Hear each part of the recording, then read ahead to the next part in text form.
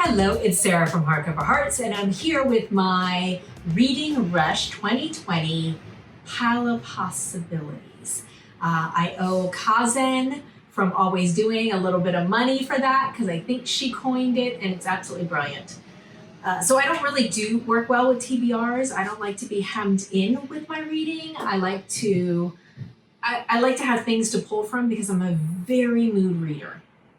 So in creating a list for Reading Rush, I wanted some flexibility so I'd be able to kind of keep myself engaged and not feel like I just restricted an entire week of reading. So let me explain what Reading Rush is in case you're not familiar. Reading Rush is a week, happens in July. It's been going on for many years, and it's put on by Ariel Bissett and Raylene. And they do a fantastic job at putting together some challenges and having some Twitter events and sprints and all sorts of really cool things to get people to read. And the idea is read 7 books in a week. They have 7 challenges, and I'll talk through those. And a lot of people do vlogs during that time, and I'm going to try to do that again. Now, I did this last year, and I'll admit, I had no idea what I was doing. It was the first time that I had done Reading Rush, and I wasn't really good at vlogging, but I think I'm going to give it another whirl this time. And I learned a bunch of things based on the experience last time. The first thing is you should really go for material that's not super chunky or dense or really thick work, unless you are an incredibly fast reader. Now, I'm a really fast reader but this is not the time for your Dickens, right? This is time for, I think of it as perfect summer reading, the lighter fare or the thinner books, novellas and short stories and that kind of thing. So you're going to find a lot of that in my list here. Now, I also suggest that you mix up your genres and mix up your styles. So, for example, you'll see some graphic novel and some small novellas and some short story collections or essay collections, as well as novels. And that's because I think that helps kind of get your numbers up quick, right? With your easier reads earlier. And then there's 7 challenges. So I'm going to read through the challenges and then how I am thinking about my approach. Not every challenge is going to be like really traditional. So I'm kind of breaking some rules as I want to do. So with that said, let me kind of jump in and I'm going to kind of talk you through the options that I'm kind of creating for myself from the challenges. Challenge number 1 is to find a book with a cover that matches your birth gemstone. So my birth gemstone is diamond, and this one had me tripped up for a couple days, and finally I was like, it's not that big a deal. You can figure this out.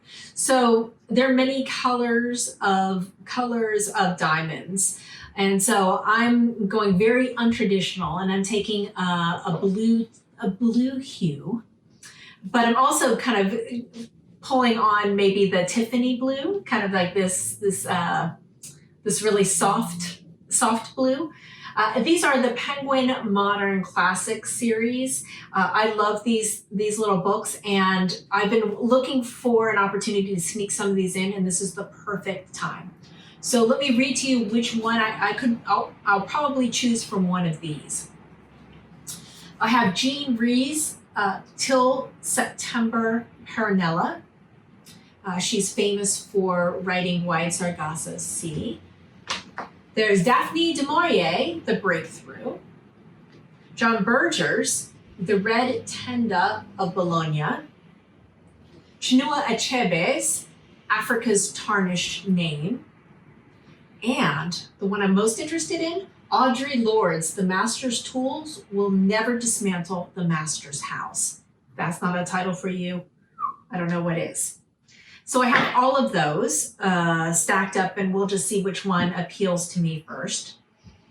Second one is pick a book that starts with the word the.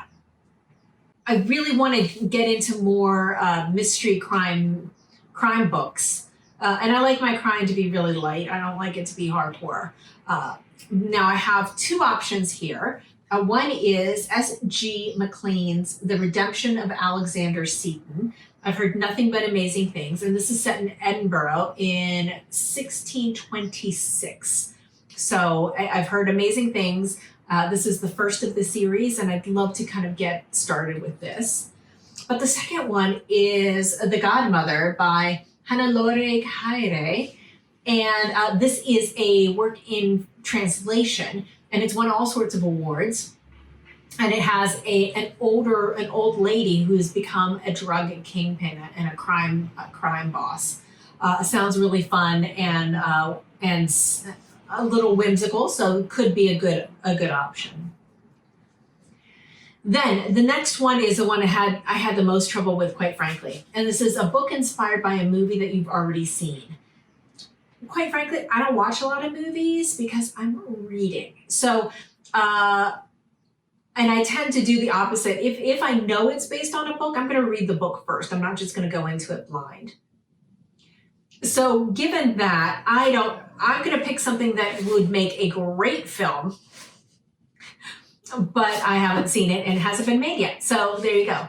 So this one is Antipoldi and the Vineyards of Etna. And this is by Mario Giordano.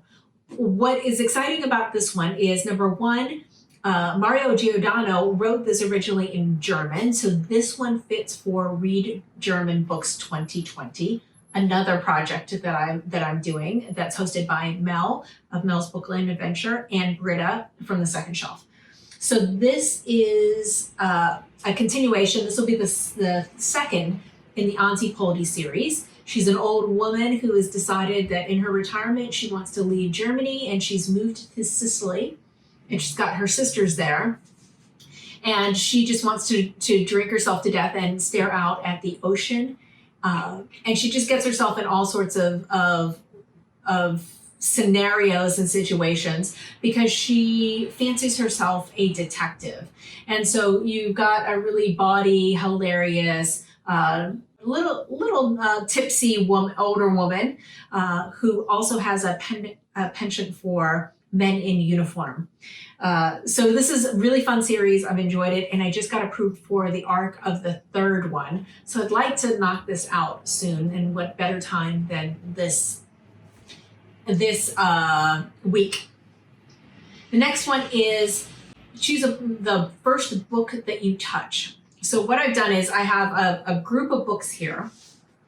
I will read them out to you, and then I'll shuffle them, put them back here, and just kind of do that kind of thing. Pick a point. The first one, The World My Wilderness by Rose McCullough. This is a Virago Modern classic. Mel from Mel's Bookland Adventure raved about this, and it sounded delightful. This is Corregidora by Gail Jones, also a Virago Modern classic, and was featured on Backlisted podcast, which I adore so much. Yet another Virago Modern. Oh my God, these are all Virago Modern classics. I literally didn't even realize. They're all Virago Modern classics.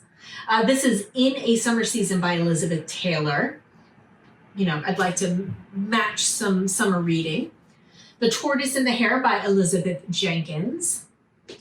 And The Dud Avocado by Elaine Dundee. So these are the options. I'm going to shuffle. Okay, so shuffling. I feel like I can't go wrong with any of these, so I'm really excited. Okay, so I'm not looking at what they are, but let me kind of put them back here.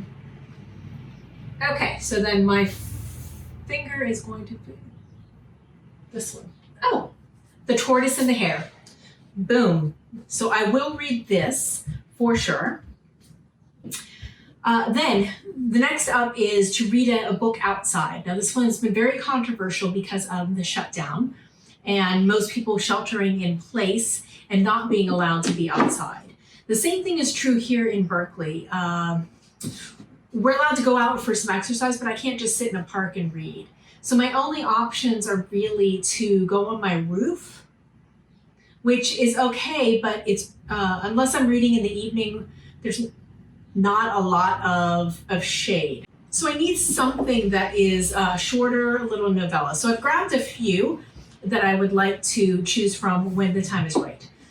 I might try to see if I can go to a park and just sit on and just kind of have like a picnic. I don't think I'm allowed to though, so we shall see, because the rates are starting to get high again here in Berkeley as well. I might just sit amongst my plants near a window. We'll see. So the first option is Gachar Gochar by Vivek Shanbhag. Looking forward to reading this. It's a tragic comedy novella.